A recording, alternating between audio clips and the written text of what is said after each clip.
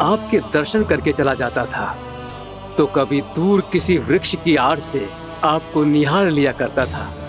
आज आपने स्वयं मुझे बुलाकर धन्य कर दिया प्रभु।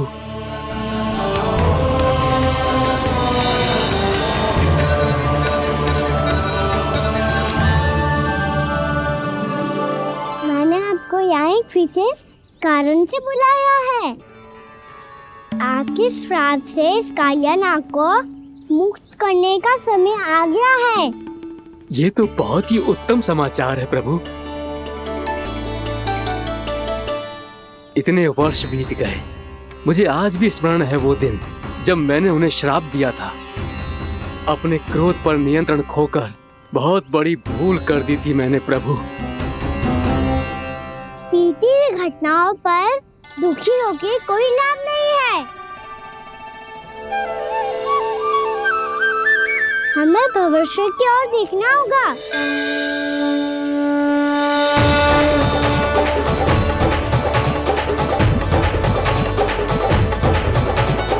आदेश कीजिए प्रभु, क्या आज्ञा है आपकी? जब मैं कालिया नाग का सामना करने जाऊं, तो आप यहीं रहिएगा। आपको अपने आप पता चल जाएगा कि कब क्या करना है। और हाँ, लौटते जाते समय नारद मुनि से कहिएगा, वो आकर मुझसे भेंट करे। अवश्य प्रभु, प्रणाम। क्या इसने सच्ची में देवर्षि नारद को बुलाया है? नारायण नारायण, आपको संदेश भेजने की आवश्यकता नहीं थी। आप स्मरण करते और मैं चला आता।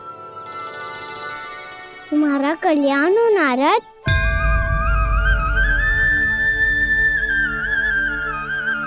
मैंने तुम्हें एक विशेष कार्य के लिए बुलाया है। आज्ञा दीजिए प्रभु। तुम्हें एक बार फिर कंस से भेंट करनी होगी। विचार कीजिए महाराज, क्या आप बिना किसी शंका के कह सकते हैं कि कौन सी पंखुड़ी पहली है और कौन सी आठवीं? उस दुष्ट से भेंट करना स्वयं कीचड़ में उतरने के समान है प्रभु। कमल पुष्प प्राप्त करना हो तो कीचड़ में उतरना पड़ता है नारद। आपका आदेश तो मैं स्वप्न में भी नहीं टाल सकता प्रभु। कंस कालिया नाग के बारे में जान गया है, पर वो उसका सामना करने का साहस नहीं कर पाएगा। मैं आतुर हूँ प्राप्ति, मूर्ख नहीं। मेरी बुद्धि फिर नहीं गई है।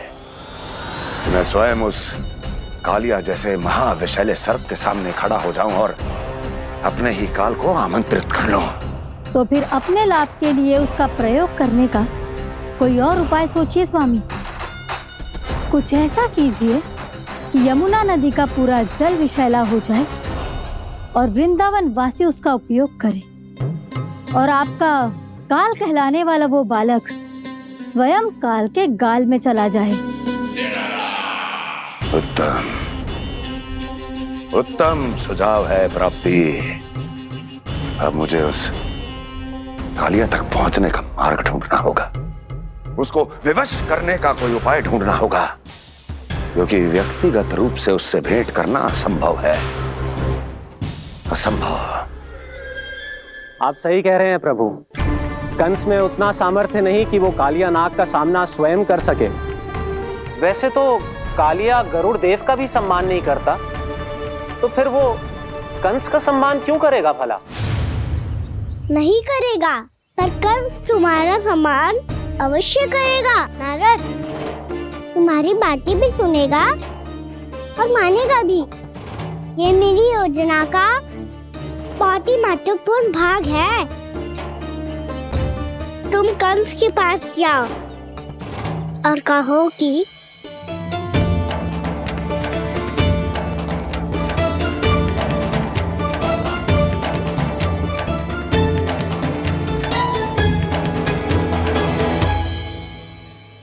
संतान अपने माता पिता को तीर्थ का सौभाग्य दिलाती, पर मेरा लल्ला कितना महान कि उसने हमारे घर को ही तीर्थ बना दिया। ऐसा तीर्थ जहां मेरी आंखों के सामने भक्त और भगवान का मिलन हो रहा है। जो आज्ञा प्रभु।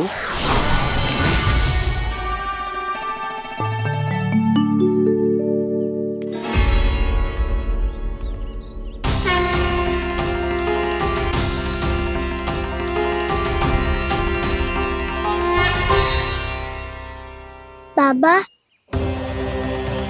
कान्हा, ये सब क्या चल रहा है? पहले काग भुसुंडी जी और फिर जे नारद जी। क्या योजना बना रहे हो तुम? कान्हा, बताना लल्ला, क्या सोच रहे तू? कान्हा देख, अगर तुझे अपने बाबा को ना बताना हो ना, अपने भक्त को बता दे। क्या सोच रहे हो लल्ला? क्या करने वाले हो आप?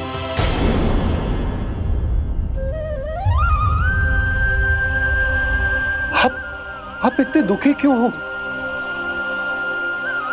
कान्हा, कान्हा, क्या होगा? क्योंकि मुझे आभास हो गया है बाबा, समय आने वाला है। कौन सा समय आने वाला है लल्ला? सीधे सब कुछ बदलने वाला है।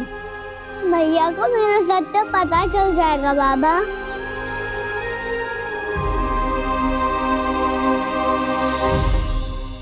पर लल्ला, इसका काग भुसुंडी और कालिया नाग से क्या संबंध है? ऐसा क्या हुआ था और क्या होने वाला है?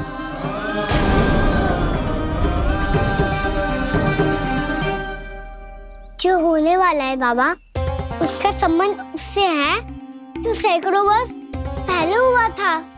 महर्षि भृगु के एक वंशज थे वेद शिरा मुनि, जो विंध्याचल की पहाड़ियों में साधना कर रहे थे।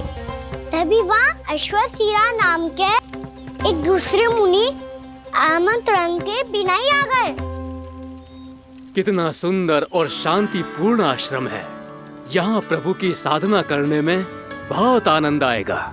शीघ्र ही अश्वशिरा मुनि उपस्थिति के कारण होने वाले व्यवधान से बाध्य होकर वेद शिरा मुनि ने अपनी आंखें खोली।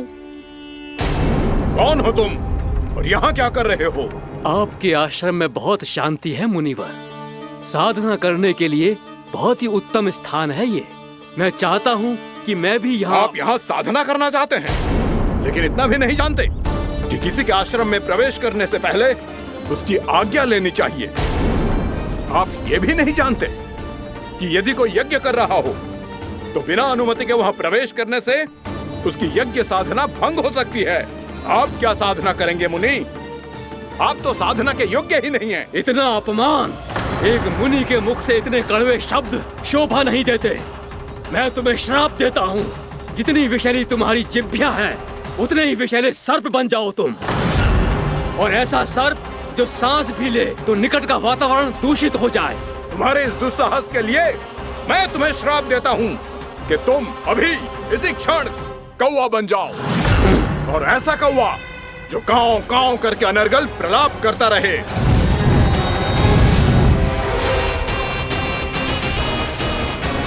ये मैंने क्या किया? ये मैंने क्या किया? क्रोध के कारण दोनों ने एक दूसरे को श्राप दे दिया। पर दोनों ही मेरे भक्त थे, और भगवान होकर मैं अपने भक्तों को इतनी कठिनाई में कैसे देख सकता था।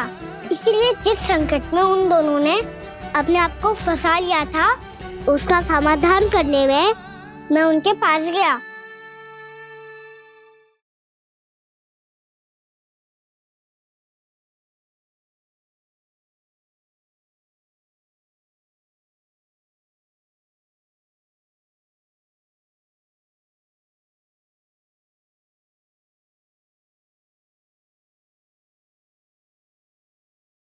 तंग करे मैया को खिजाए, खेले रूठे मनाए।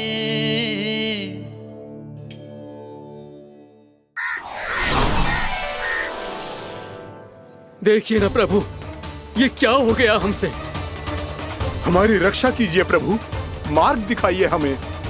क्रोध पर नियंत्रण ना होने के कारण आप दोनों ने एक दूसरे को बहुत ही भीषण संकट में डाल दिया है। आप दोनों ही तपस्वी, तप के बल से दिए गए आपके श्राप को लौटाना भी संभव नहीं है। प्रभु कोई तो उपाय होगा, हम आपके शरण में हैं प्रभु। अपराध तो हमसे हुआ है प्रभु, पर अब आपसे ही आशा है। कुछ ऐसा कीजिए भक्त वत्सल, जिससे हम दोनों के श्राप का प्रभाव कुछ कम हो जाए। आप दोनों ही मेरे भक्त हैं, इसलिए आपकी पीड़ा का निवारण करने का एक उपाय है मेरे पास। वेद शिरामुनि, जब आप कालिया नाग बनेंगे तो आपको मेरे चरणों को अपने शीश पर धारण करने का सौभाग्य मिलेगा। और अश्र शिरामुनि, आप काग योनि होने के बाद भी आप श्रेष्ठतम ज्ञान और सर्वाधिक यौगिक सिद्धियों के स्वामी होंगे और प्रवचन दिया करेंगे। इसके बाद अश्वशिरा मुनि काक भुसुंडी बन गए, जिन्होंने आगे चलकर सेम गरुड़ देव को रामायण सुनाई। और मुनि वेदशिरा, महर्षि कश्यप और देवी कैत्रियों के पुत्र कालिया नाग बनकर जल में। और अब वही कालिया नाग जमराज में, जिनके कारण जानकी के प्राण लगभग चले ही गए थे। अब कालिया नाग को उचित स्थान पर भेजने का समय आ गया है बाबा। पर ये तो अच्छी बात है कान्हा, वेदशिरा मुनि को दिया हुआ तुम्हारा वचन भी पूरा हो जाएगा, जमुना जी की शुद्धि भी हो जाएगी। इस सब के बाद भी तुम दुखी क्यों हो? क्योंकि इसके बाद मैया के सामने मेरा रहस्य खुल जाएगा बाबा। उन्हें पता चल जाएगा कि उनका बालक कोई साधारण बालक ना है। भविष्य में जो होने वाला है उसे सबके सामने घटने से रोकना मेरे लिए भी संभव ना होगा। मैया को सब पता चल जाएगा। क्या पता चल जाएगा रे मुझे?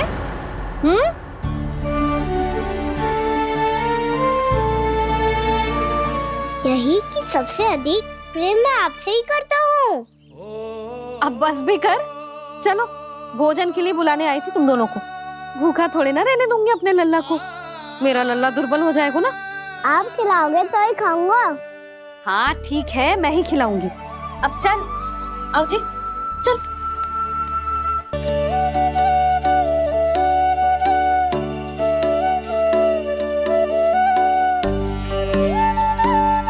मैया खेलो ना मेरे साथ। मैया सुनो ना, मेरी बात ना मानोगी? अभी बहुत कार्य पड़े लल्ला, देख जानकी को औषधि भी देने जानो है ना। औषधि मैं दे दूंगा, फिर तो खेलोगी ना आप मेरे साथ। पिछले कुछ दिनों से अपनी मैया का अधिक से अधिक प्रेम पाने का प्रयास करो है कान्हा। इसका तो एक ही अर्थ हो सकता है कि कछु बहुत बड़ो होने वालों है। कान्हा रुक जा लल्ला। कान्हा क्यों तंग कर रहा है? मैया को पहन लेना। कान्हा, कान्हा, ये क्या करो तूने?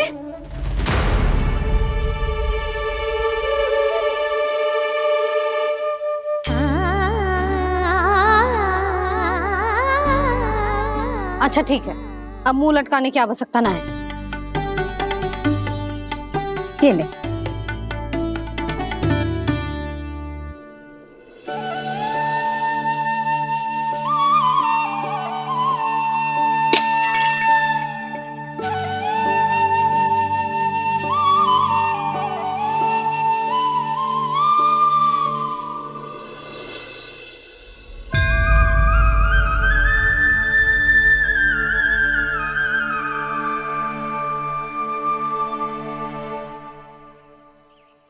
तंग करे मैया को खिजाए, खेले रूठे मनाए, लीला अनोखी करके शरारत, कान्हा दंड भी पाए।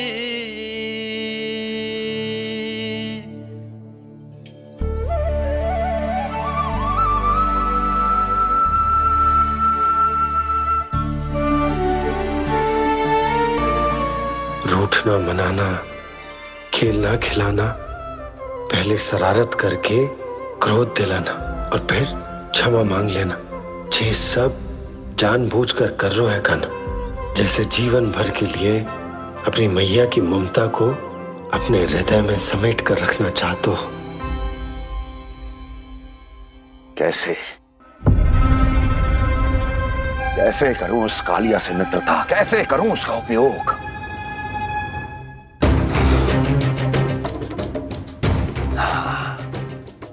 उस पर आक्रमण कर देता और उसे किसी ना किसी तरह से यह विश्वास दिला देता हूं कि यह आक्रमण उस विष्णु अवतार ने किया है। फिर वो क्रोध में आकर सारे वृंदावन वासियों को अपने विष से समाप्त कर देगा। उचित है, ये उचित है। नारायण हरि, नारायण हरि।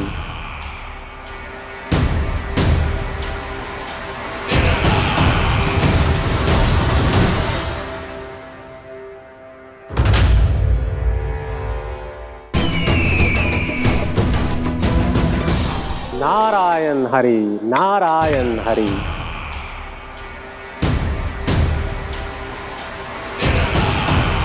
प्रणाम देवर्षि। किस योजना में कितना लाभ है और कितनी हानि, यह आंकलन करते करते थक गए होंगे मथुरा नरेश। देवर्षि, आज मेरा ध्यान कैसे आ गया आपको? आप तो सदैव ही मेरे ध्यान में रहते हैं महाराज कंस। सत्य तो यह है कि मथुरा में जो भी हो रहा है मुझसे छिपा हुआ नहीं है। मैं जानता हूं कि आप किसी भी असुर को वृंदावन क्यों ना भेजें, और वो असुर कितना भी शक्तिशाली क्यों ना हो, कृष्ण का सामना नहीं कर पाता। या तो पराजय स्वीकार करके आपके पास लौट आता है, या तो फिर वीर गति को प्राप्त हो जाता है।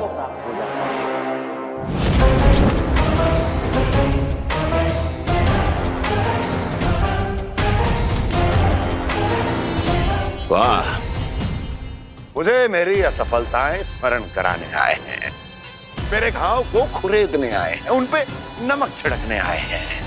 मित्र को शत्रु समझने की भूल मत कीजिए महाराज कंस। मैं तो आपकी सहायता करने आया हूं। हाँ, और मेरी सहायता। कृष्ण विष्णु अवतार है, आप विष्णु के भक्त हैं। मैं हूं विष्णु द्रोही, फिर भी तो आपके आराध्य को हानि पहुंचाना चाहता है, उसकी सहायता करना चाहते हैं आप। क्या आप निश्चित रूप से कह सकते हैं कि आप ब्रह्मांड के सभी नियमों को अच्छी तरह समझते हैं? अवश्य। आपके लिए बस इतना ही जानना पर्याप्त होगा कि मैं जो कुछ भी कर रहा हूं उसके लिए मेरे व्यक्तिगत कारण हैं। मैं तो बस आपके हित में पिछली बार की तरह एक सुझाव लेके आया था, पर यदि आप मेरा सुझाव सुनना भी नहीं चाहते तो आपकी इच्छा। नारायण हरि, नारायण हरि। कारण चाहे जो हो, इनके पिछले सुझाव के कारण ही आज मेरे शत्रुओं की संख्या कम है। अन्यथा मैं देवकी के अन्य पुत्रों को भी जीवित छोड़ देता, और आज वो सब अपने भाई के साथ मिलकर उसकी शक्ति को अनेक गुना बढ़ा देते हैं। ठहरिए देवऋषि,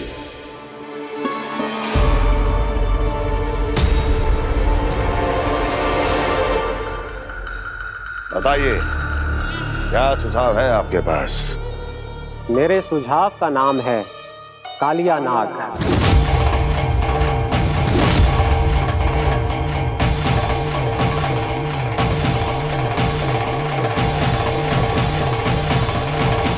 उसके विषय में मैं जानता हूं देवर्षि। तो समस्या यह है कि मैं स्वयं उससे मिलने नहीं जा सकता, उससे भेंट नहीं कर सकता। उस कृष्ण की हत्या के लिए उसको वृंदावन जाने के लिए तैयार नहीं कर सकता। तो मत जाइए उसके सामने, और ना उसे भेजिए कृष्ण के सामने। हर बार आप किसी न किसी असुर को अपने शत्रु के क्षेत्र में भेजते हैं, जहां शत्रु उसका सामना करने के लिए पूरी तरह से तैयार होता है और आपका असुर मारा जाता है। इस बार शत्रु को युद्ध स्थल चुनने का अवसर मत दीजिए महाराज। इस बार योजना का जाल ऐसे बुनिए कि कृष्ण स्वयं उसके पास जाने के लिए विवश हो जाए। कालिया नाग स्वयं काल है, मृत्यु का दूसरा नाम है। उसके विष का उपयोग अपने लाभ के लिए कीजिए महाराज। वैसे कालिया के विष की अधिकता का अनुमान तो होगा ही आपको।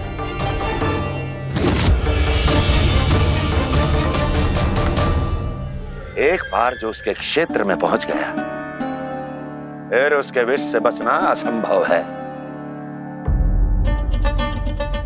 उचित सुझाव है देवर्षि, उचित सुझाव है। देवर्षि, उस छलिया विष्णु की भक्ति करते करते आप भी उसके रंग ढंग सीख गए हैं। उचित है। उचित है।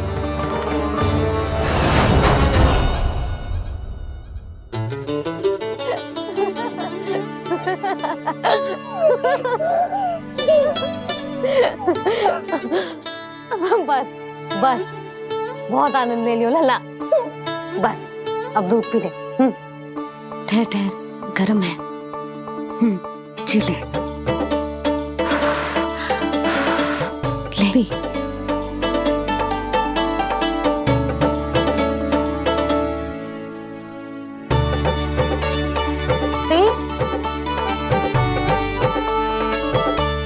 मैं ना होती तो ना जाने क्या हो तो तेरा।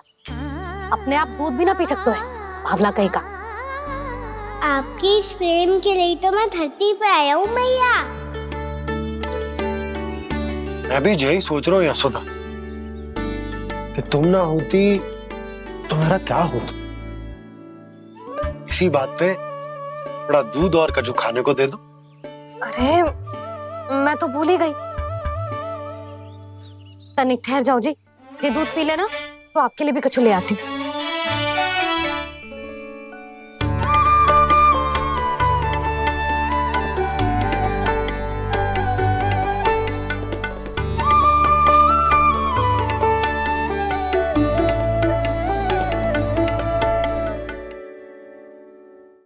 प्रणाम महाराज। आपकी आज्ञा के अनुसार बिल्कुल वैसा ही पत्र तैयार किया है जैसा आप चाहते थे।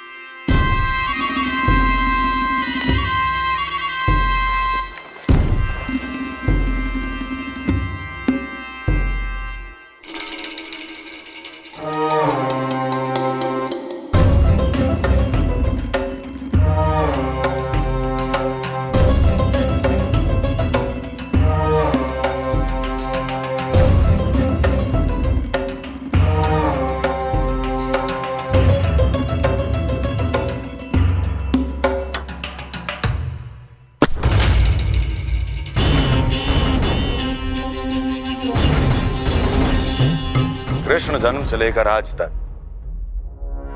ये मेरी सबसे महत्वपूर्ण योजना है। इसका सफल होना निश्चित है दूत, किंतु केवल वही करना जैसा मैंने कहा है। जाओ।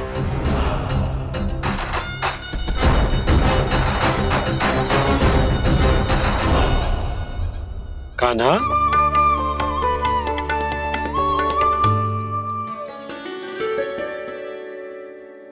क्या होगा?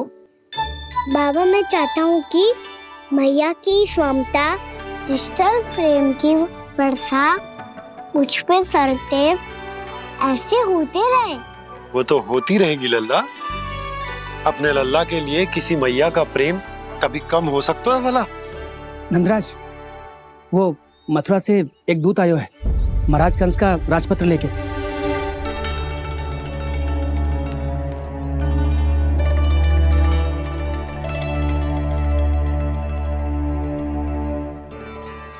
कान्हा, अब क्या करने वाला है? तेरे बाबा कहाँ गए? हाँ? कंस मामा का खेल आरंभ हो गया है। पर मैया वो सब सुनेगी तो व्यर्थी चिंतित हो जाएगी। बस थोड़ा बाहर गया मैया, कछु खा रही से। बाहर इस समय? मैया क्या होगा? मैया देखो ना, पीठ पे कछु हो रहा है। मेरा हाथ ना पहुंचो, आप करो ना। यहाँ? क्षमा करना मैया, पर अभी बाबा को ही संभालने दो ये सब। कहिए, क्या संदेश लाए हैं आप? नहीं नंदराज नहीं। महाराज कंस का आदेश है कि ये संदेश सभी गांव वालों के साथ ही पढ़ा जाए।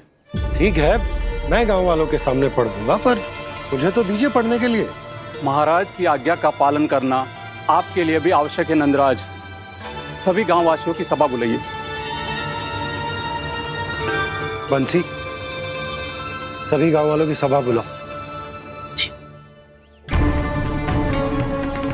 राजपत्र में ऐसा क्या संदेश भेजो है कंस ने?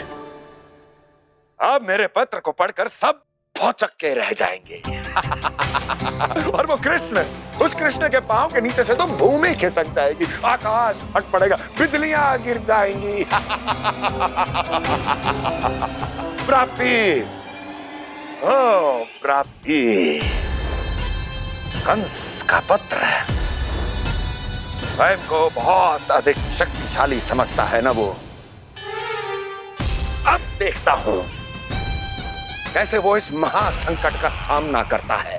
वो कृष्ण, वो अपनी मृत्यु स्वयं चुनेगा या मृत्यु की वेदी पर चढ़ा देगा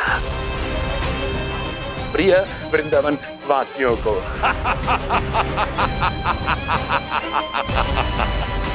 अब आएगा आनंद प्राप्ति, अब आएगा आनंद।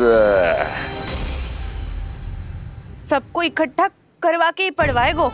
अवश्य ही कोई विशेष संदेश दिया होगा कंस ने। मैं भी यही सोच रही हूँ सुलक्षणा जी, कछु ना कछु तो विशेष है, पर जे हो क्या सकता है? हाँ, बात तो सही है। ऐसा क्या हो सकता है?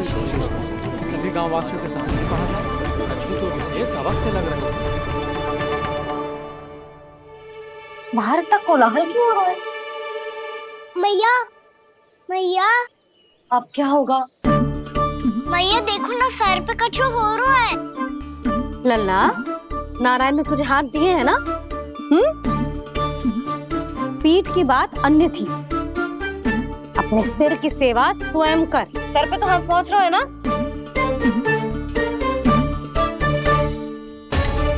मैया सुनो ना, मैया देखो ना, तीव्र कर कछु हो रहा है। मैया देखो ना, तीव्र कछु हो रहा है।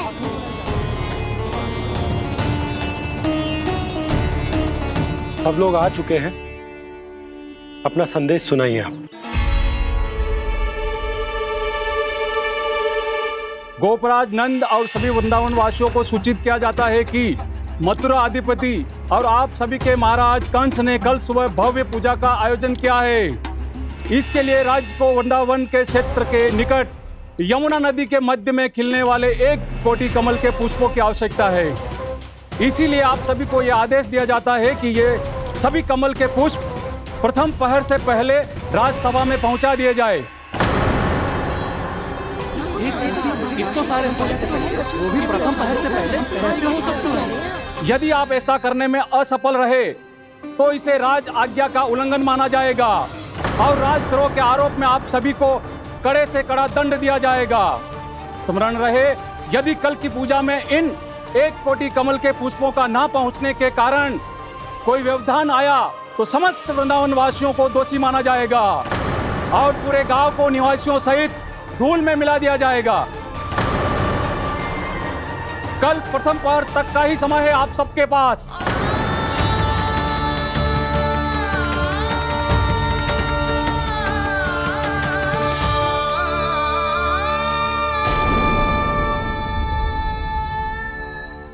एक कोटि कमल पुष्प, वो भी कल प्रथम प्रहर में?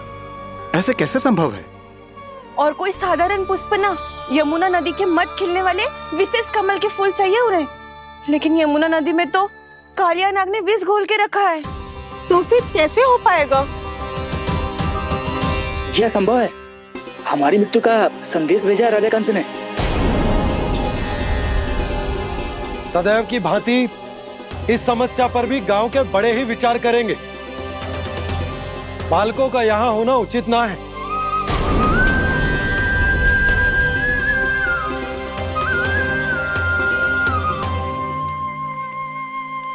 लल्ला ले, जे गेंद ले, जा अपने सखाओं के साथ खेल। सुबह उज्जवल, मधुमंगल वसंता, देखो मैया ने क्या दिया है। चलो खेले, बहुत आनंद आएगा आज।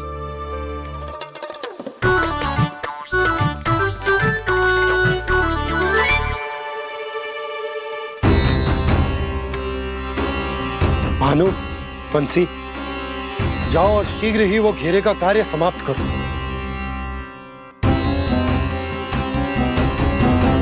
पर कछु ना कछु तो करना पड़ेगा ना। पर हम कर ही क्या सकते हैं? पुष्प लाने को और कोई उपाय है भी तो ना।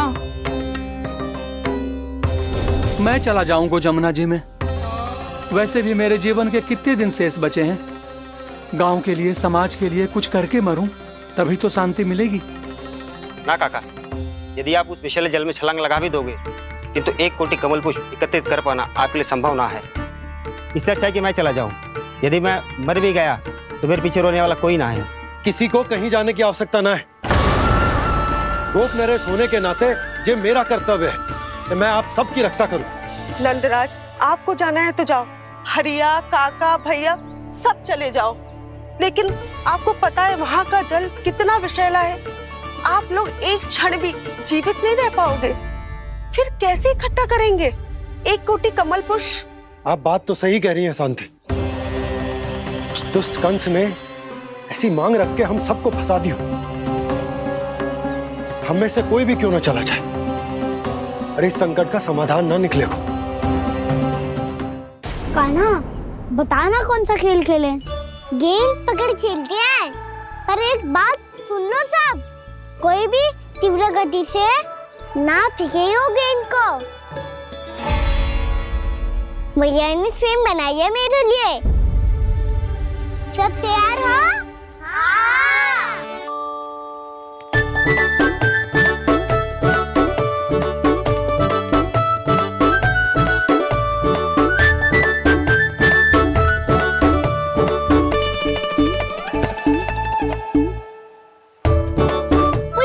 मुझे दो।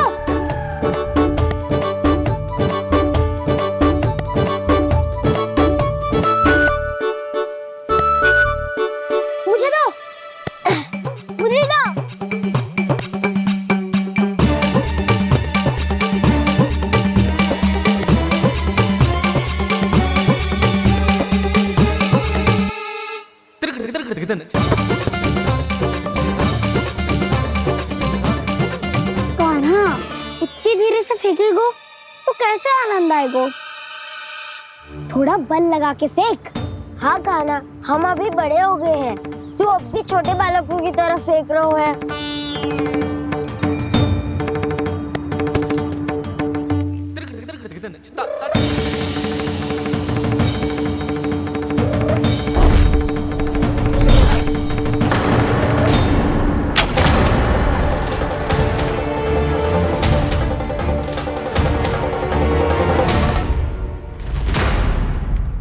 दीदी जी क्या करो कान्हा? गेंद तो डूब गई।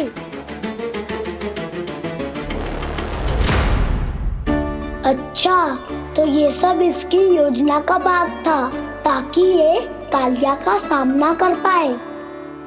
तुम सबने तो कही थी तीव्र गति से फेंको। देखो फिकवा दी ना मेरी गेंद मुझसे नदी में। अब मुझे जाके लानी पड़ेगी। रुक जा कान्हा, रुक जा कान्हा। जी क्या बोल रहे थे कान्हा? इसमें तो बहुत संकट है। कोई भी संकट मेरी मैया का उपहार खोने से बड़ा ना है। बहुत प्रेम से बना के उन्होंने दी थी। हे नारायण, कोई उपाय समझ में ना आ रहा है। भैया, अब कैसे करेंगे हम अपने गांव की रक्षा? कीड़े पड़ेंगे उस दुष्ट को। यदि उसके कारण किसी के प्राण चले गए तो कौन सा फल मिलेगा उसे इस पूजा का? तुम सही कह रही हो यशोदा। हमारे पास कोई और दूसरा विकल्प भी तो ना है। यदि हमने मथुरा की राज आज्ञा का पालन ना किया तो इसका दुष्परिणाम पूरे गांव को भुगतना पड़ेगा।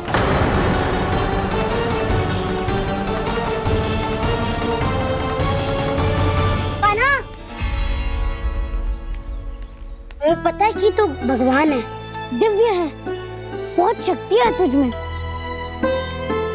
पर फिर भी हम तुझे विषैले जल में ना जाने दे सकते। कुछ होगा तो तुम सब इतनी हट कर रहे हो तो ठीक है, ना जाऊंगा। गेंद कहाँ गिरी है, कितनी दूर गई है, ये तो देख लूं, ताकि उसे बाहर निकालने का कोई उपाय ढूंढ पाऊं।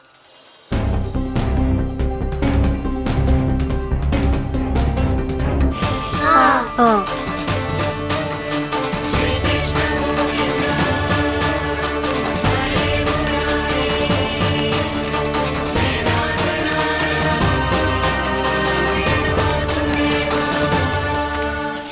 कान्हा की ये लीला तो समझ ही नहीं आ रही। पहले इसने देवश्री नारद को मथुरा जाकर कंस को भड़काने के लिए कहा, फिर स्वयं ही दुखी भी हो गया कि अब इसका रहस्य सबके सामने खुल जाएगा। और अभी स्वयं में तो इसने कहा था कि गेंद बहुत महत्वपूर्ण है, फिर स्वयं ही उसे नदी के विषैले जल में फेंक दिया।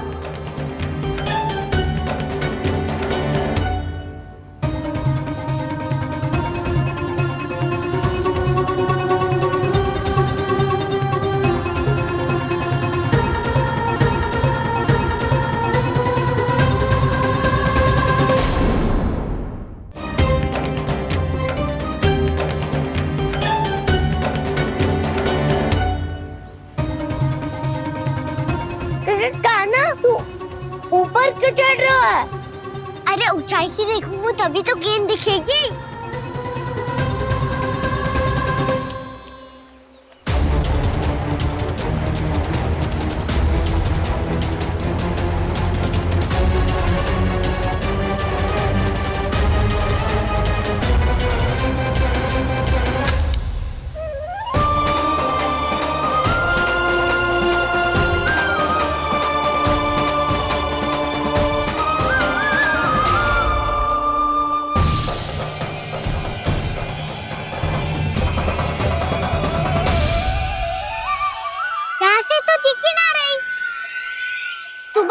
से फेंकी थी ना?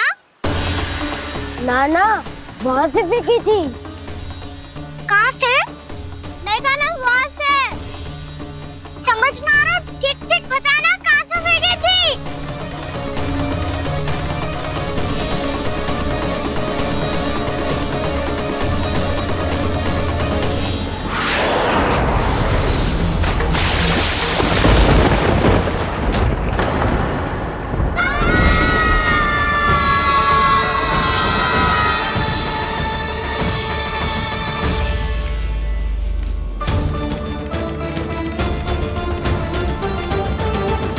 कालिया नाग के क्षेत्र में जाकर कोई भी जीवित वापस ना लौट सको है।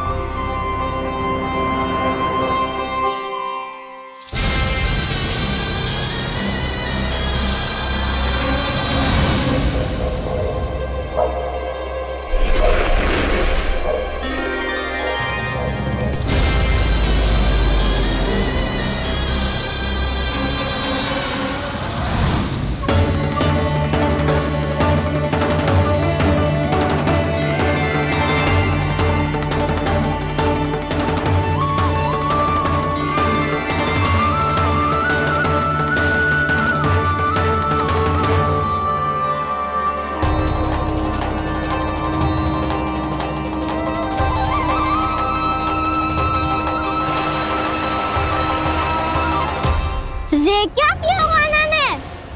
कालिया नाग तो उसे देखते ही निकल जाएगा।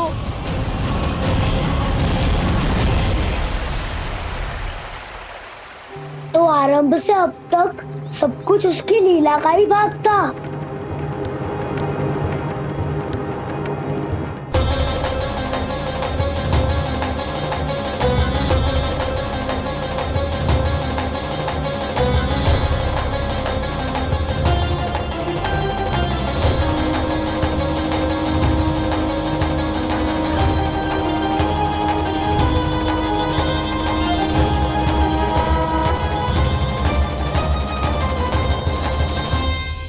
इतना सुंदर रूप, मन मोहने वाली मुस्कान, अद्भुत तेज और भगवान जैसी दिव्यता। कौन हो तुम? हाँ, तुम्हें देखकर तो हम सब सम्मोहित ही हो गए।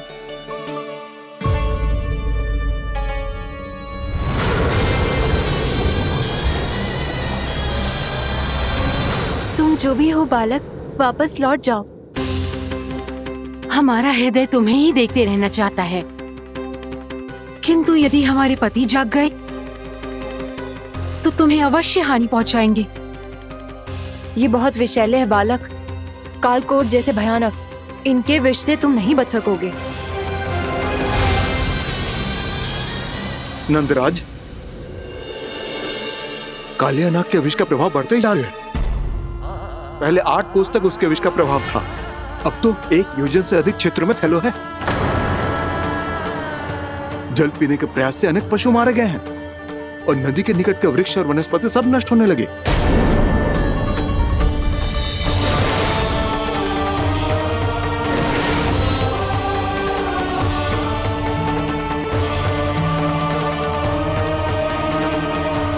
इनके विष की तीव्रता इतनी अधिक है बालक कि इनके संपर्क में आने वाले को तड़पने का भी अवसर नहीं मिलता।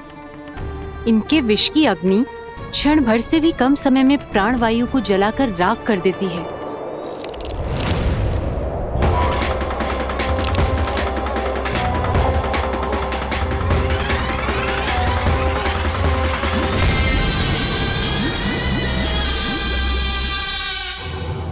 तब तो समस्या और भी गंभीर हो जाएगी। मैंने तो सुनो है कि कालिया नाग कम से कम 2 योजन लंबा है, सैकड़ों फन है उसके।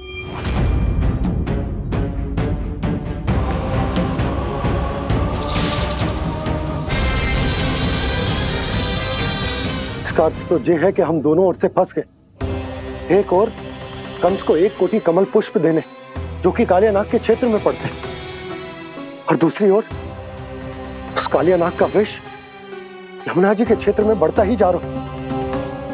इसके कारण हम ही नहीं, निर्दोष पशु पक्षी भी संकट में। इन दोनों समस्याओं का एक ही समाधान है, उस कालिया नाग का सामना करना।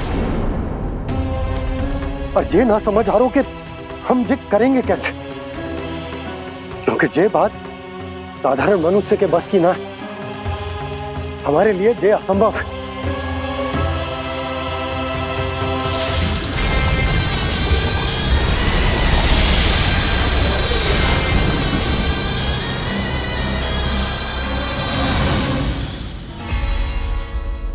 अब तो तुमने अपनी आंखों से भी देख लिया बालक, ये कितने विषैले हैं।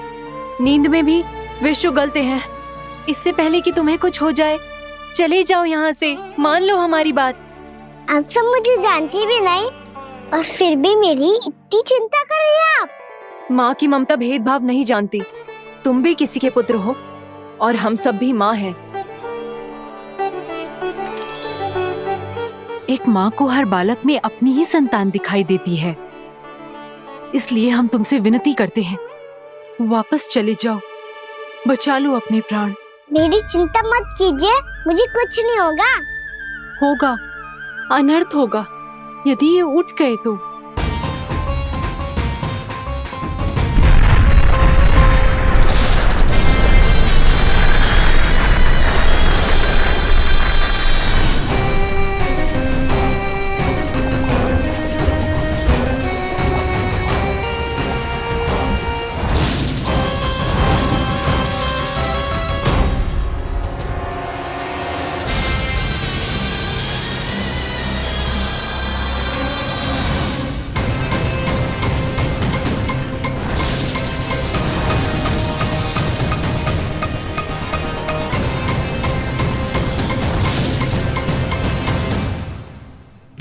सामने होते हुए भी अपने इश्क को केवल वही देख सकता है जो अपना अभिमान त्याग चुका हो।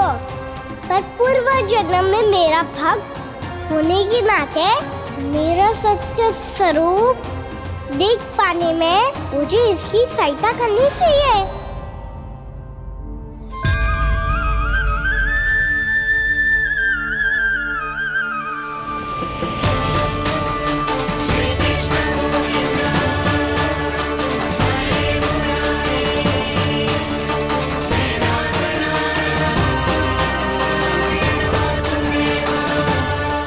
देखो हमारा छोटा सा कान्हा कैसे डट के खड़ा हुआ है, इतने विशालकाय, इतने महाभयंकर सबके सामने।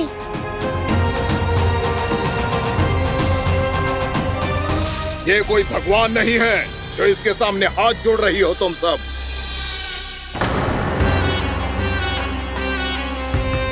एक सामान्य साधारण बालक है ये, जो ये तक नहीं जानता कि इसके सामने है इसका काल, कालिया। तू कौन है बालक? मेरे इतने निकट आकर भी तू जीवित कैसे है? मेरी नहीं, अपनी चिंता करो कालिया। बहुत मनमानी कर ली तुमने। अब बस मैं तुम्हें रोकना हूँ। अब बस मैं तुम्हें रोकना हूँ। बित्ते भर का है तू, मेरे विष के बारे में जानता ही क्या है? और कहता है मुझे रोकने आया है। किससे? किससे रोकना चाहता है तू मुझे? मुझे क्रोध दिलाने की भूल मत कर बालक। अपनी फुंकार से ही तेरी इस मुस्कुराहट को अंतिम मुस्कुराहट बना सकता हूं मैं। शीघ्र बता, कौन है तू और किसने भेजा है तुझे? तुम्हें आवाज भी है कि अपनी पुकारों से तुम कितना विष भूल चुके हो। पवित्र यमुना नदी को कितना दूषित कर दिया तुमने। और यही नहीं, तुम्हारे कारण निकट के जीव जंतुओं, वृक्ष, वनस्पतियों सबको हानि पहुंच रही है। तो क्या? मुझे उससे क्या? मुझे है, मुझे है। आपत्ति है मुझे तुम्हारे इस व्यवहार से, और इसीलिए तुम्हें यहाँ से जाना होगा, यहाँ से जाना होगा।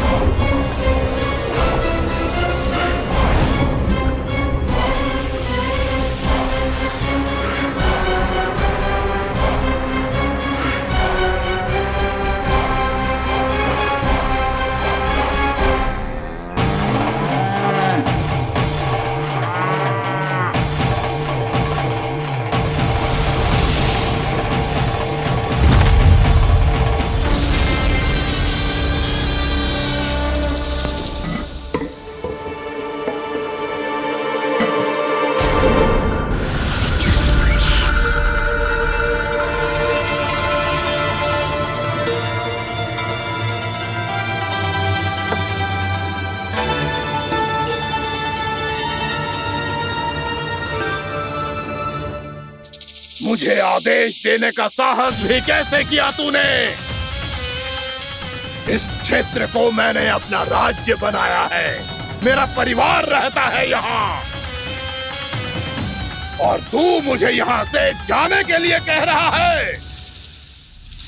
हाँ, क्योंकि तुम्हारे यहाँ रहने के कारण अन्य जीवों को हानि हो रही है, और मैं ऐसा नहीं होने दे सकता। मैं तो बस वही कर रहा हूँ जो एक सर्प का स्वभाव है। विष फैलाना स्वाभाविक है मेरे लिए, इसलिए मुझे चुनौती मत दे बालक। चुनौती तो मैं दे चुका हूँ कालिया। अब तो बस तुम्हें स्वीकार करनी है।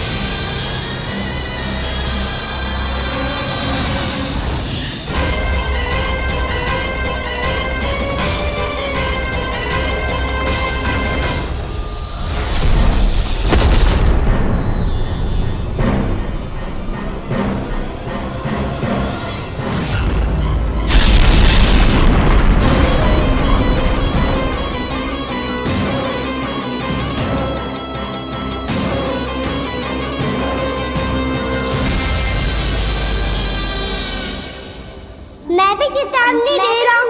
यहाँ से चले जाओ, यहाँ से चले जाओ।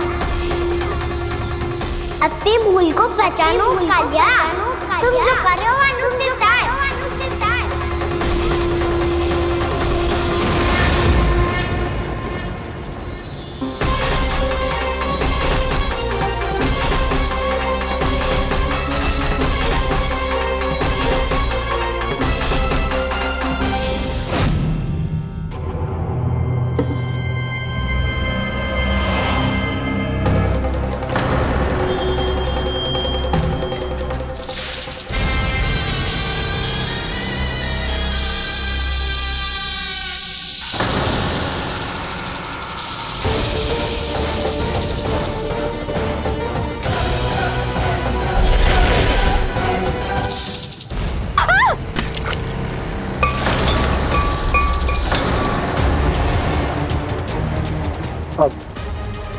मैं आता हूँ।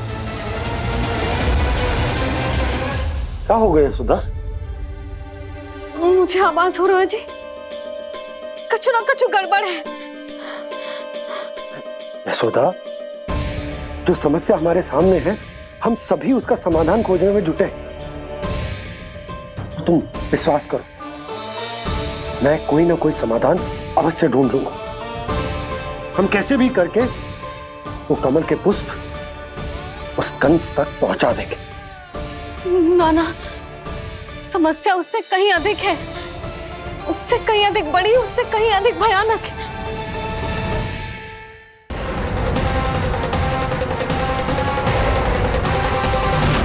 विस्की ये बूंद से ही सबके प्राण चले जाते हैं।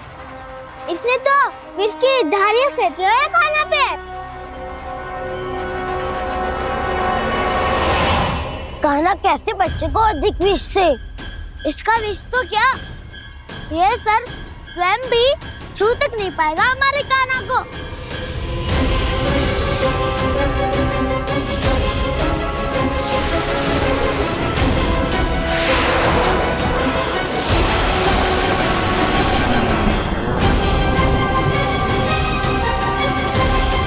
तुम्हारे सखा को, मेरे भाई को कोई हानि नहीं पहुंचा पाएगा। ये कान्हा का सत्य चाहे जो हो बलराम, पर अभी तो जो एक बालक ही है ना।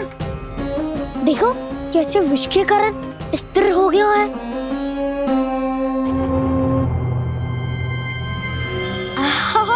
हाउ सर्फ ने कितनी आसानी से अपनी पूंछ से बांध लिया है। मुझे यहाँ से भगाना चाहता था ना तू? अब मैं तुझे दिखाऊंगा अपना सामर्थ्य। ये मूर्ख किसे बांधना चाहता है अपनी पूंछ में? उन्हें जिनका विस्तार सारे ब्रह्मांड में है, या उन्हें जो स्वयं अनंत है? पर देवराज, प्रभु ऐसा करने ही क्यों दे रहे हैं कालिया को? आप सब भूल रहे हैं देवगण। कालिया पूर्व जन्म में प्रभु का बहुत बड़ा भक्त था। उसी भक्ति का फल मिल रहा है अब इसे। वैसे भी भक्तों के मन का भाव सबल हो तो भगवान तो सहज ही बंध जाते हैं।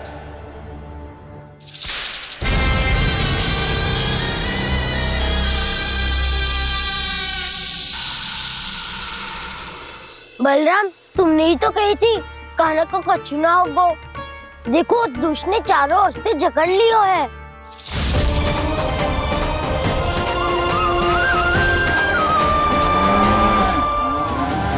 ये क्या कह रही हो तुम?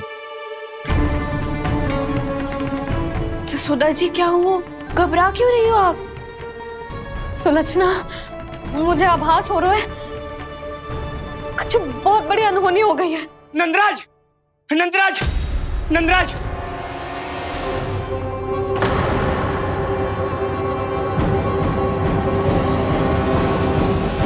नंदराज, कान्हा ने जमुना नदी में छलांग लगा दी है। कान्हा ने जमुना नदी में छलांग लगा दी है। कान्हा ने जमुना नदी में छलांग लगा दी है। कान्हा जमुना में कूद गया है। मुझे लगा था आज कछु गड़बड़ होने वाली है। मुझे आज कान्हा को ना जाने देना चाहिए था।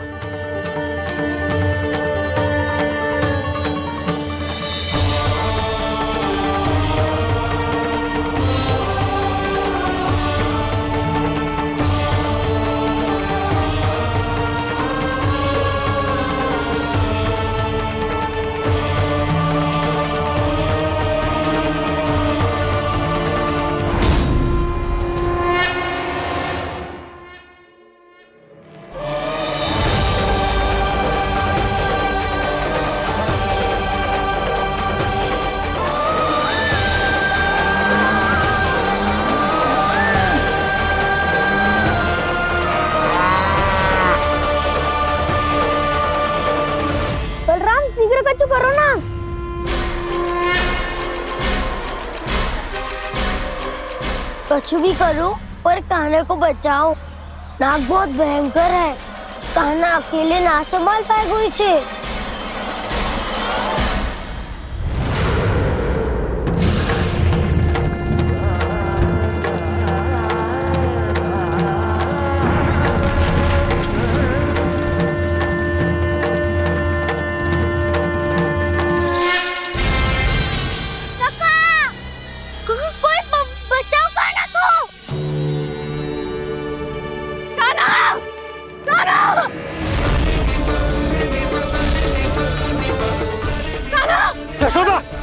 यशोदा रुको। छोड़ दो मुझे, छोड़ दो मुझे। जीजी संभालो, बावली हो गई क्या?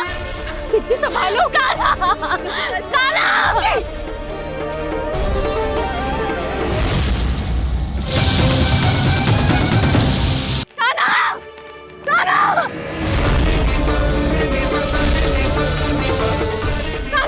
यशोदा, यशोदा रुको। छोड़ दो मुझे, छोड़ दो मुझे। जीजी संभालो, बावली हो गई क्या? जीजी संभालो। देखो अब कैसे तुम्हारे अस्थियों को तोड़कर छोटे छोटे टुकड़ों में बदल दूंगा मैं।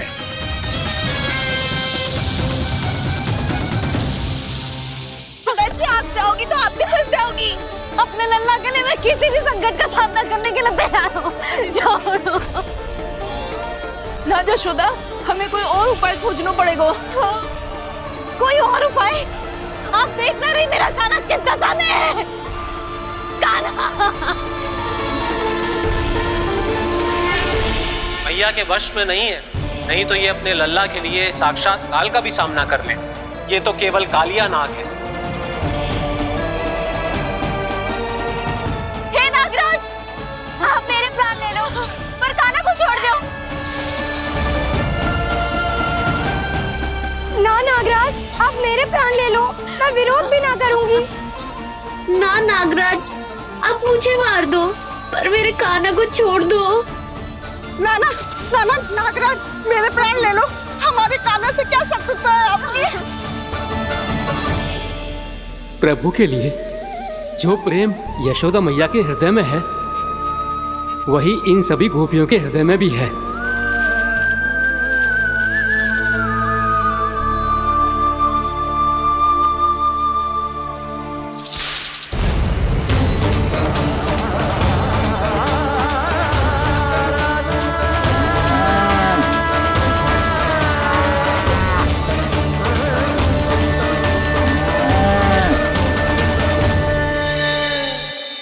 यशोदा, यशोदा, देखो इन गोपियों को, इन गैयाओं को। इन सब के मन में भी तुम्हारी भांति ही ममता भरी हुई। वो सब भी कान्हा से उतना ही प्रेम और स्नेह करती है, उतनी ही ममता से भरी हुई है जितनी कि तुम। तो तुम ही सोचो, जिसके साथ इतनी ममता और इतना स्नेह, इतना प्रेम, उसका कोई क्या कर सकता है? उस कालिया नाग का वेश इस सब आशीर्वादों के सामने कछु न है। कछु करो जी। उसे बोलो वो मेरे प्राण ले ले, मेरे कान्हा को छोड़ दे। यशोदा,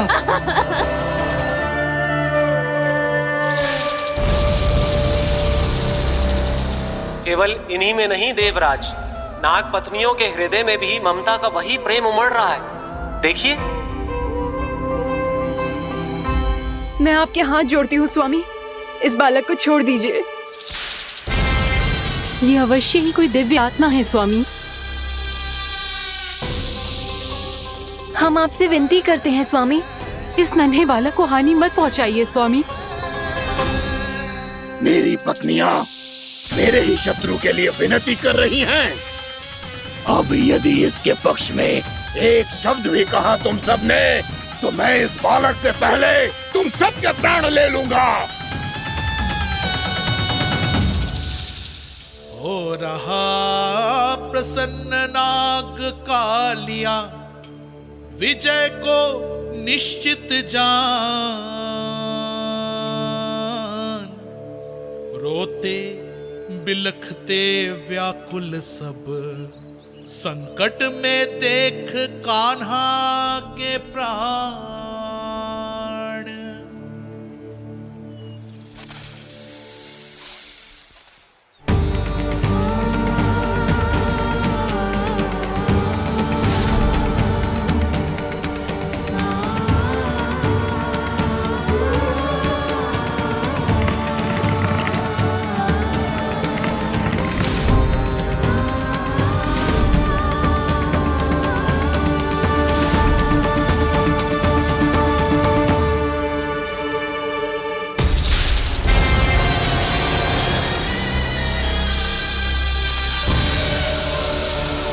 कुछ करो जी, मेरे लल्ला को बचा लो, कोई तो कुछ करो। जीजी संभालो जी सुना। यशोदा, यशोदा तुम शांत हो जाओ, मैं कान्हा को वापस लेकर आऊंगा, मैं रक्षा करूंगा उसकी। ना नंदराज, नंदराज नहीं, कम से कम आप तो समझो नंदराज, कालिया के पास आप जाओगे तो आप भी फंस जाओगे।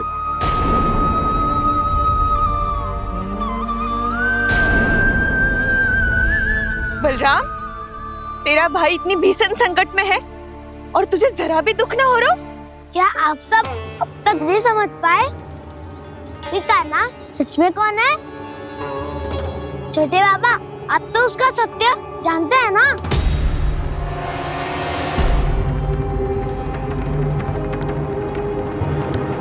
मानता हूँ कि आप सब कान्हा के रहस्य के बारे में नहीं जानते, पर क्या उसके जन्म से आज तक घटी एक से बढ़कर एक विचित्र घटनाओं को भी भूल गए हैं आप सब? भूल गए हैं कि कैसी पूतना जैसी राक्षसी उसका कुछ बिगाड़ नहीं पाई, कैसे तरनावती जैसा भयानक राक्षस उसे एक खरोच भी नहीं दे पाया था।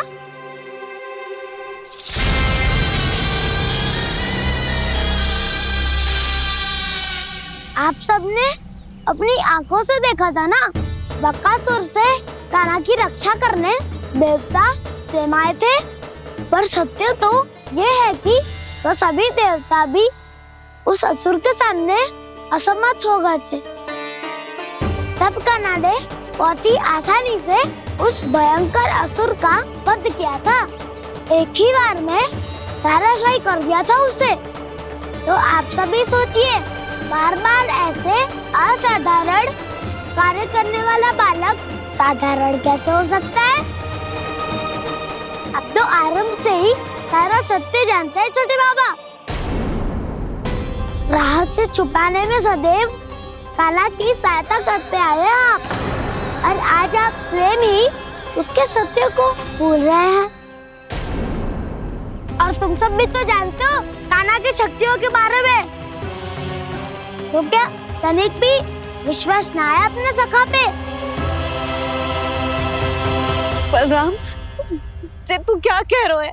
मैंने जो कहा उसका एक एक शब्द सत्य है छोटी माँ। यदि प्रभु की इच्छा हुई तभी कुछ ही क्षणों में सब कुछ अपनी आंखों से स्वयं अनुभव कर लेंगे आप।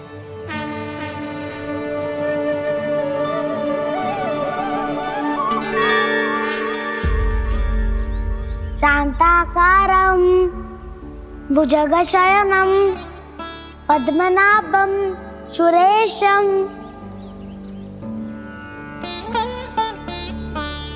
विश्वाधारं गगनसदृशं मेघवर्णं शुभांगं लक्ष्मीकान्तं कमलनयनं योगी वीरध्यानगम्यं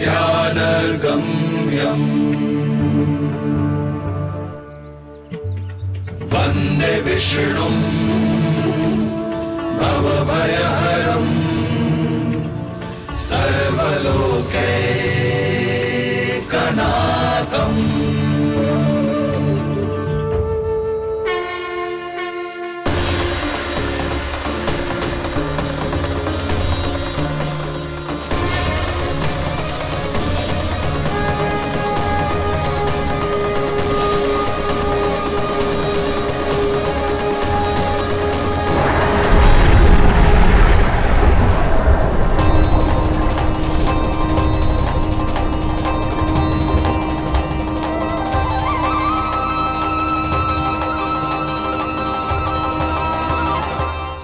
तुझे क्या लगता है बालक कि तू मेरी जकड़ से निकल गया तो अब बच जाएगा तू?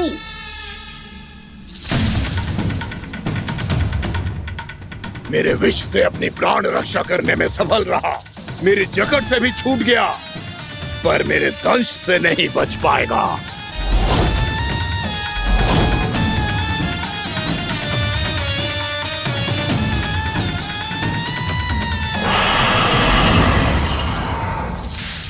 अब भय से भाग रहा है, पर मैं तुझे मृत्यु देकर रहूंगा।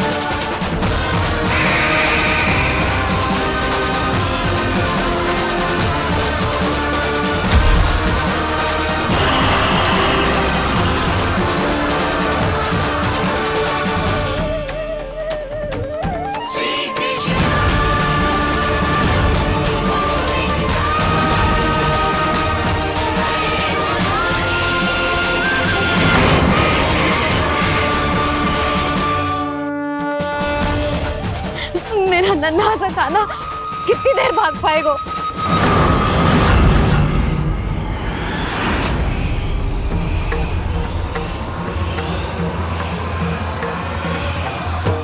और कितनी प्रतीक्षा करोगे मेरी भक्त कालिया? भक्त नहीं, काल हूं मैं तेरा। जब अहंकार का मुकुट बुद्धि को ढक लेता है तो भक्त अपने भगवान को भी नहीं पहचान पाता। व्यर्थ की पहेली में मत उलझा बालक, ना मैं भक्त हूँ और ना तू भगवान।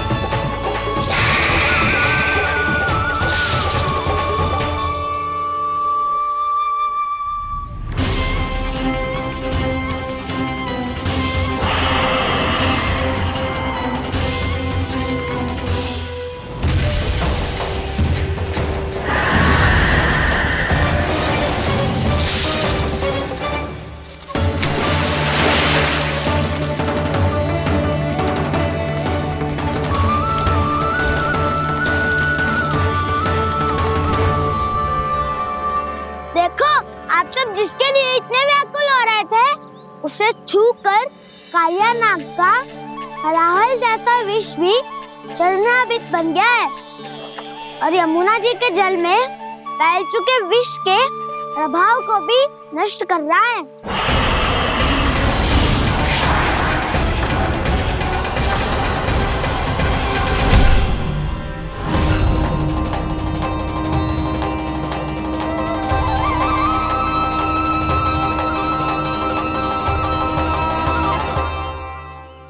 धर्म रक्षक, अधर्म विनाशक प्रभु श्री कृष्ण का कौशल सचमुच आदित्य है। नारायण नारायण।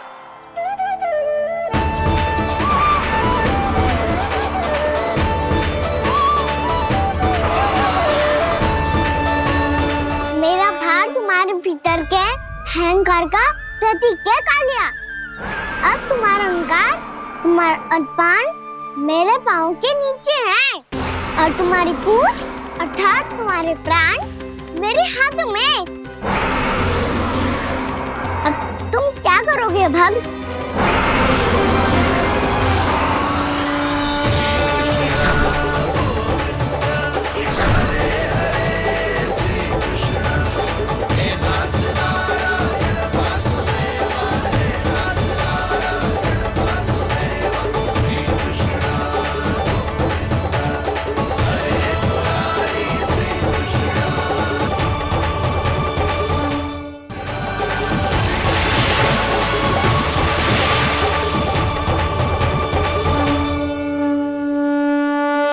प्रभु, भले ये आपको पहचानने में असमर्थ हो, पर हम सब ने आपको पहचान लिया है।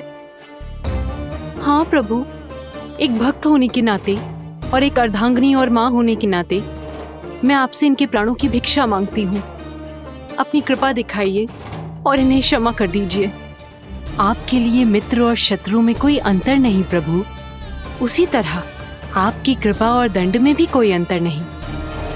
दोनों दया ही तो हैं, अकारण ही किसी को प्राप्त नहीं होती। हमें विश्वास है कि हमारे पति को मिला ये दंड कोई अभिशाप नहीं है, आपका वरदान है।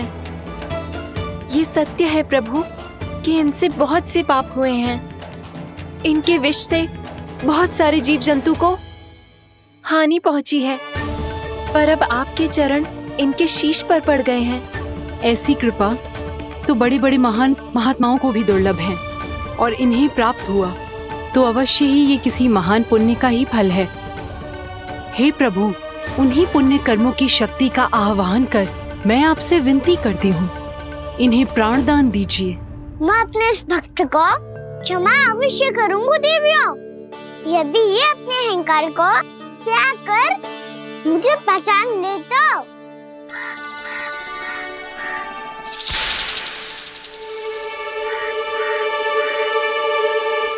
मैं तुम्हें श्राप देता हूँ, जितनी विषैली तुम्हारी जिह्वा है उतने ही विषैले सर्प बन जाओ तुम।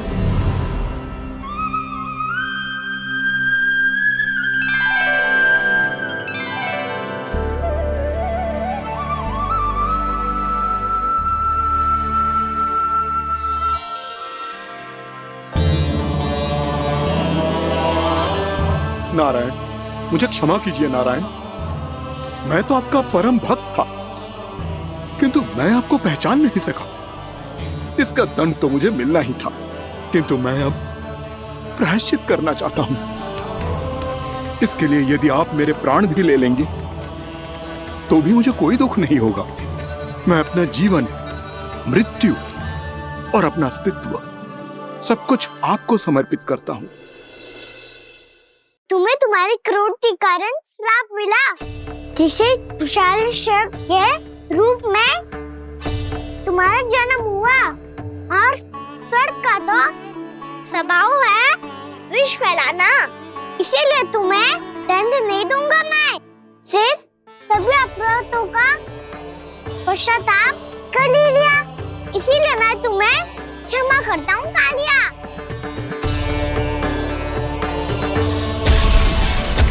पर तुम्हें यहाँ से दूर समुद्र के बीच जाकर रहना होगा, जहाँ किसी निर्दोष का जीवन तुम्हारे विष से प्रभावित ना हो। मैं चाहकर भी आपकी इस आज्ञा का पालन नहीं कर सकता। मैं असमर्थ हूँ प्रभु, क्योंकि यदि मैं इस क्षेत्र को छोड़कर गया तो मेरी मृत्यु निश्चित है। आपसे क्या छुपा है प्रभु? आप तो जानते हैं कि सर्प जाति और आपके वाहन गरुड़ के बीच अनंत शत्रुता चल रही है, जिसका प्रारंभ नागों के द्वीप नागालय से हुआ था। उस द्वीप पर छोटे जीवों को निगल जाने के लिए सर्प थे, और गरुड़ को सर्पों का स्वाद बहुत प्रिय था, इसलिए वो बार बार नागद्वीप जाने लगा था। पर इस कारण पूरी सर्प जाति उससे आतंकित हो गई थी। इसलिए जब भी गरुड़ वहां पहुंचता तो सभी सर्प छिपने लगते। जब गरुड़ को इसका आभास हुआ तो उसे बड़ा क्रोध आया और वो उत्तेजना में भरकर सर्पों का शिकार करने लगा। भूख ना होने पर भी उन्हें मारने लगा। अब सर्पों के प्राण हरना उसके लिए खेल बन गया था। इस भीषण समस्या का समाधान ढूंढने के लिए पूरी सर्प जाति महान सर्प वासुकी के सामने इकट्ठी हुई। हे महान वासुकी, हमारी सहायता कीजिए। नागद्वीप पर गरुड़ ने आतंक मचा दिया है। पहले तो वो हमें अपना भोजन बनाता था, लेकिन अब हम उसके खेल का साधन बन चुके हैं। भूख हो या ना हो, जब तब आकर वो हमारे प्राण हर लेता है। अनुचित हिंसा के इस प्रथा का आरंभ सर्पों ने ही किया है। पहले आप सबने पूरे द्वीप पर अधिकार कर लिया, फिर आहार के साथ साथ आनंद के लिए भी आप सभी ने निर्दोष जीवों की हत्या की। और जब सृष्टि का संतुलन बनाए रखने के लिए गरुड़ आपको अपना आहार बनाने आया तो आप सब अपने प्राणों की रक्षा के लिए छिपने लगे। तो फिर गरुड़ का उत्तेजित होना तो स्वाभाविक ही था। नागनाथ, जो हमने अन्य जीवों के साथ किया वही अब हमारे साथ हो रहा है, परंतु ये भी तो सृष्टि के संतुलन के विरुद्ध ही है ना? अवश्य है, इसलिए मैं गरुड़ से चर्चा करूंगा। धन्यवाद प्रभु।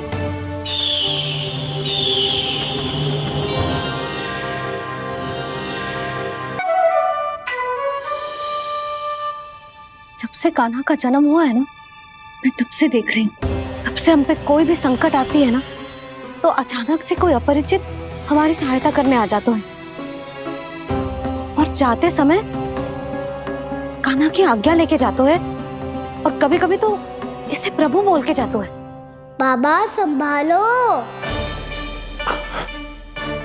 यशोदा, इस जानकी को चढ़ो है और विचित्र विचार तुम्हारे मन में है। अरे सब जानते हैं कि हमारा परिवार राजसी, तुम्हें पता ना चलता होगा, पर हमारे कान्हा को सब राजकुमार ही समझते हैं देखकर। इसीलिए उसे सम्मान देने के लिए सब ऐसा ही करते हैं, और कोई बात ना है।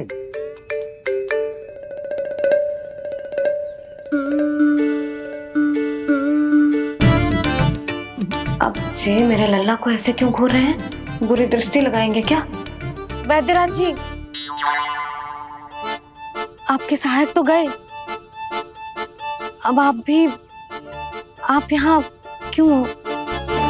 वो क्या है ना, मैं अपने रोगी का निरीक्षण करके पूरी तरह से संतुष्ट होकर ही जाता हूँ।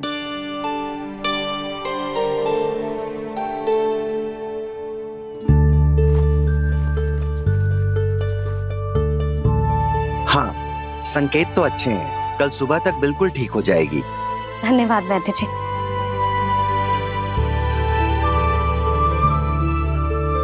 बस तो फिर हम कल पकड़न पकड़ाई खेलेंगे जानकी।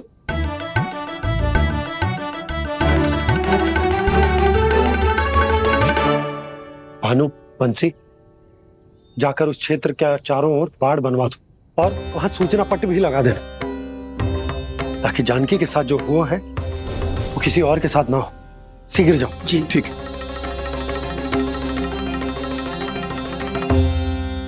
बाड़ और सूचना पट लगवाने से समस्या का समाधान नहीं होगा बाबा। निर्दोष पशु सूचना पट देखकर भी कुछ समझ नहीं पाएंगे।